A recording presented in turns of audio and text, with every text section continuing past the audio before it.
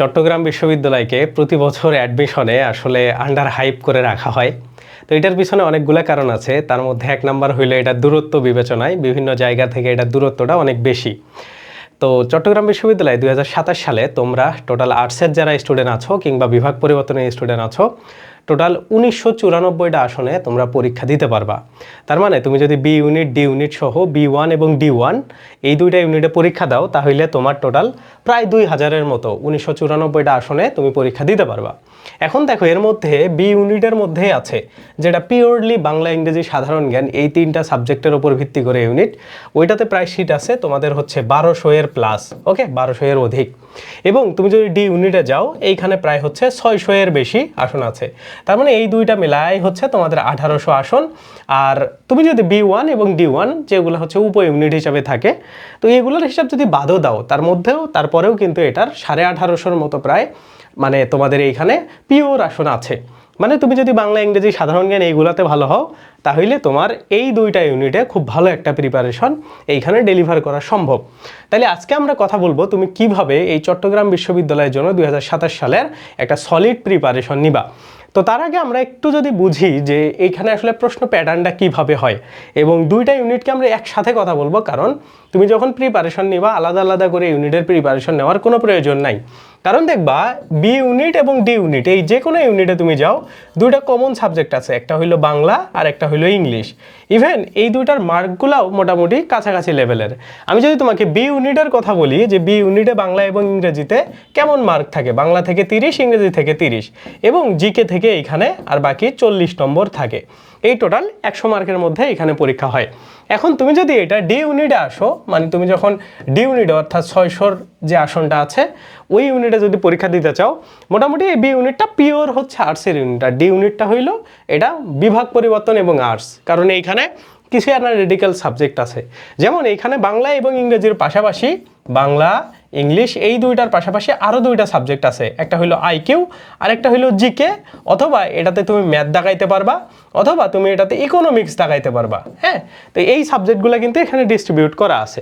তো এখানে মার্ক ডিস্ট্রিবিউশনটাও বাংলা এবং ইংরেজিতে 30, 30, 60 এই দুইটা আছে। আর এইখানে আইকিউ থেকে 20 আর এইখানে হইলো 20। এই টোটাল 100 মার্কস এইখানে 100 মার্কস। অর্থাৎ তুমি বি এবং ডি ইউনিটে যদি প্রিপারেশন নিতে চাও, তাহলে মোটামুটি 60 নম্বর, আরও যদি আমি 20 নাম্বার ধরি, টোটাল 80 নাম্বারের প্রিপারেশন সেম। মানে তুমি যদি বাংলা ইংরেজি সাধারণ জ্ঞান এই তিনটার প্রিপারেশন নাও, তাহলে বি ইউনিটের 100 মার্কের প্রিপারেশন হবে এবং ডি ইউনিটের 80 মার্কের প্রিপারেশন হবে।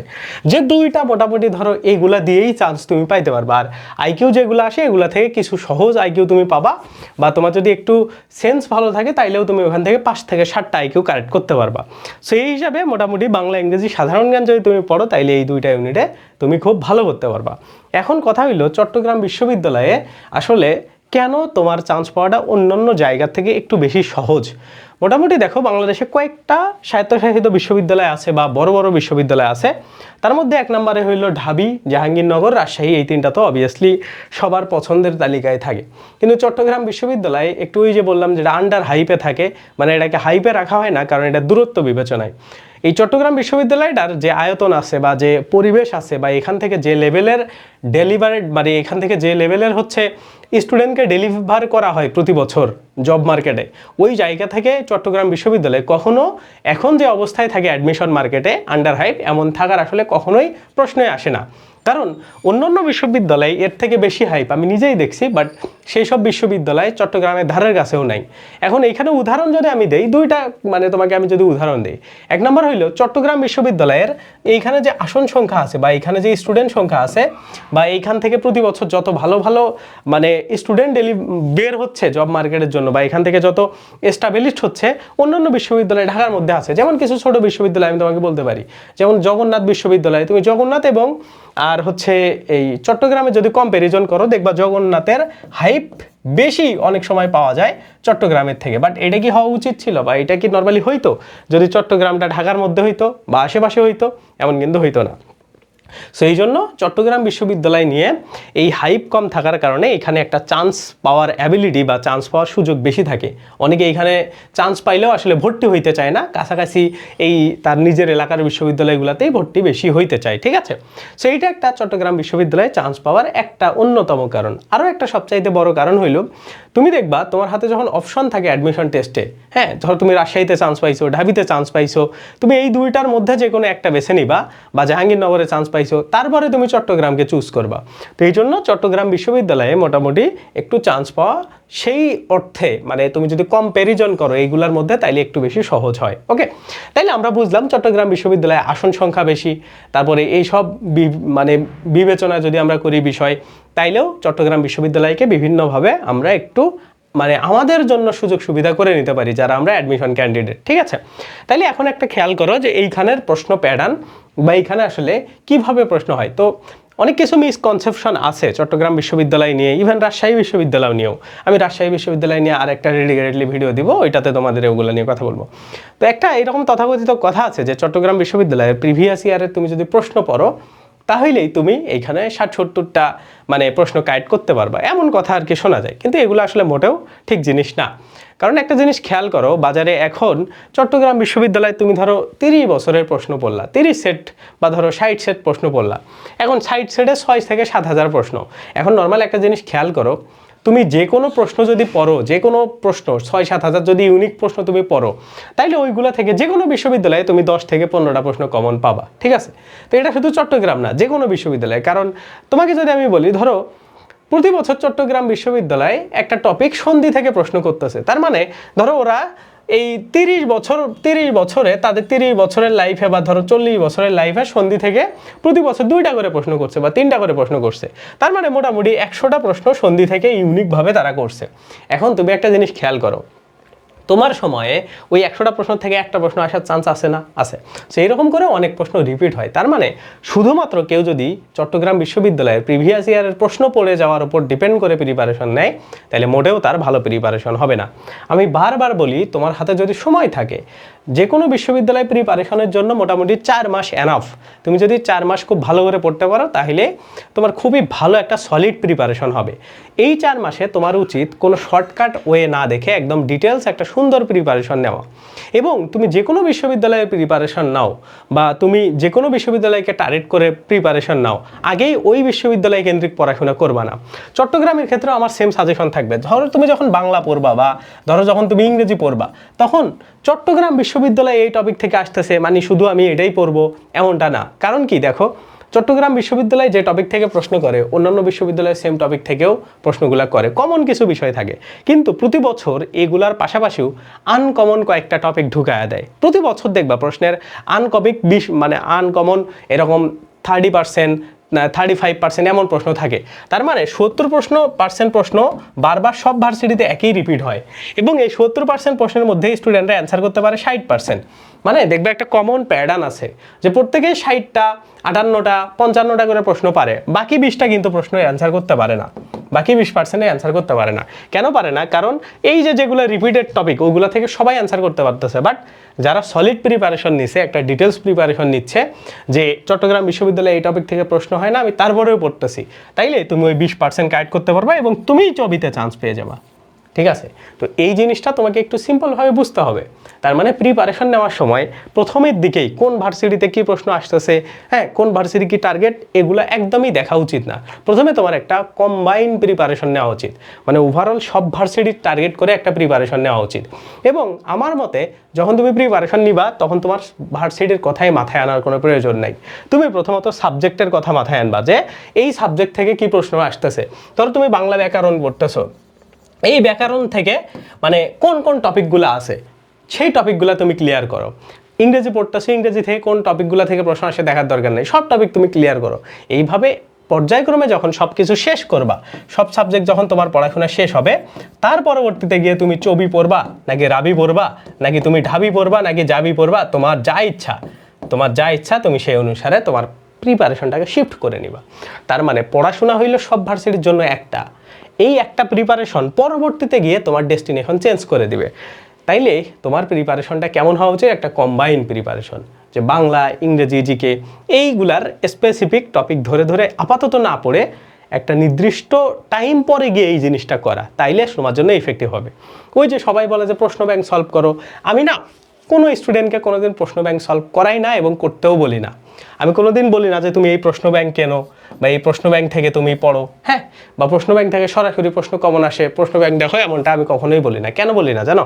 কারণ তোমার যে অধ্যায় আছে সেই অধ্যায়ের শেষে যে প্রশ্নগুলো থাকবে ওগুলাকেই তুমি যদি সুন্দর করে সলভ করো তাইলে তোমার অটোমেটিক্যালি হাজার হাজার প্রশ্ন ব্যাংক তোমার সলভ হয়ে যাবে, ঠিক আছে? কারণ ধরো তুমি ইংরেজির ধরো ন্যারেশন পড়তেছো, ন্যারেশন থেকে প্রিভিয়াস ইয়ারে আসা সব প্রশ্নই তো তুমি সলভ করছো, তার মানে অটোমেটিক্যালি সব ভার্সিটির প্রশ্ন ব্যাংক তোমার সলভ করা শেষ ওই টপিকে। এইভাবেই সলভ করলে তো আর কিছু লাগে না। তাহলে কেন শুধু প্রশ্ন ব্যাংক পড়ে পড়ে মাথায় চাপ নেওয়া, এটা এখন কোনো প্রয়োজন নাই। সো এইভাবে কম্বাইন একটা প্রিপারেশন নিতে হবে। তোমার টার্গেট হবে এমনভাবে প্রিপারেশন নেওয়া যাতে করে তোমার সব টপিক আয়ত্তে থাকে, যখন তুমি চবিতে পরীক্ষা দিবা তখন তুমি চবি বেস্ট প্রিপারেশন নিবা। এখন যেহেতু তুমি এই ভিডিওটা দেখতে আসছো, আমি তোমাকে কিছু সাজেশন দিতে পারি যে চবি থেকে কোন কোন জায়গা থেকে প্রশ্নগুলো আসে বা কীভাবে প্রশ্নগুলো আসে। তুমি যদি চাও এই যে এইখান থেকে এই পিডিএফটা আমি হচ্ছে তোমাদের গ্রুপে দিয়ে দিব, হ্যাঁ। এই যে এইখান থেকে এই যে দেখো, মানে আমি যদি লাস্ট ইয়ারের প্রশ্নটা তোমাদেরকে অ্যানালাইসিস দিই তাইলে দেখবা কোন টপিক থেকে কোন জায়গা থেকে প্রশ্ন আসছে। আমি যদি একটু সামারি করি যে বাংলার কোন জায়গা থেকে সবচাইতে বেশি প্রশ্ন আসছে, দেখো চট্টগ্রাম বিশ্ববিদ্যালয়ে এই বাংলা থেকে, বাংলা প্রথম পত্র থেকে সবচাইতে বেশি প্রশ্ন করা হয়, মানে ব্যাকরণের চাইতে। এইখানে 15টার মধ্যে দেখবা বাংলা ফার্স্ট পার্ট থেকে, মানে 30টার মধ্যে 15টাই বাংলা বা 20টাই বাংলা প্রথম পত্র থেকে আসছে, আর বাকিগুলা মুখস্থ অংশ এবং ব্যাকরণ থেকে আসছে।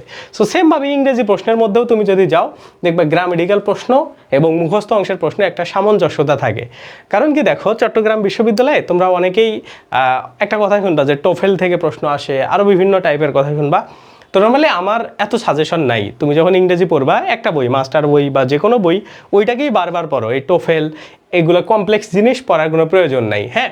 তাইলে তোমার ওই স্পেসিফিক যে কোনো টপিকের যেটা টোফেলে আছে সেটা মাস্টারের মধ্যেও আছে, মানে মাস্টার বইটাকে এমনভাবে বানানো হয়েছে যেটা টোফেলের মধ্যে তুমি পাবাই, হ্যাঁ।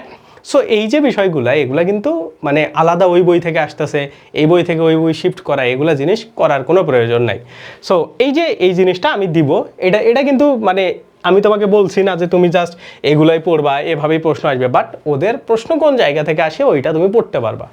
তো মানে ওইটা দেখে তুমি ওই অনুসারে বুঝতে পারবা যে এই সাবজেক্টটা আমার গুরুত্ব দেওয়া উচিত। আর আমার হাইলি রিকমেন্ড থাকবে তুমি যখন সেকেন্ড টাইম প্রিপারেশন নিচ্ছ, নট চট্টগ্রাম প্রিপারেশন নাও, সব ভার্সিটির জন্য নাও, অটোমেটিক চট্টগ্রাম হয়ে যাবে।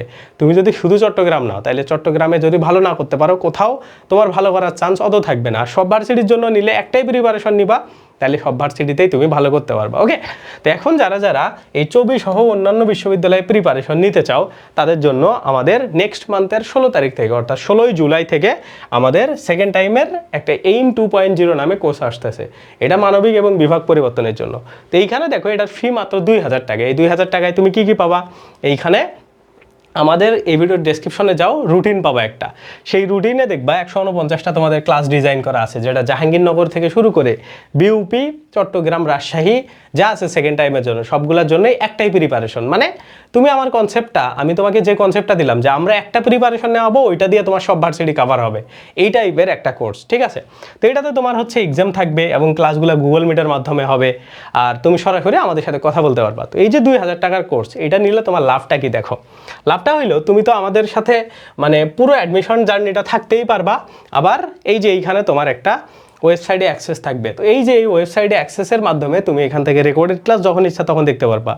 তো বিষয়টা কি, তোমাদের এই কোর্সটা তো ধরো 3 মাস বা 4 মাস পরে শেষ হয়ে যাবে, তারপরে অন্যান্য যত ব্যাচ আসবে আমাদের লাইভ ক্লাস, এক্সাম সবগুলাতেই তুমি ফ্রি অ্যাক্সেস পাবা, ওকে।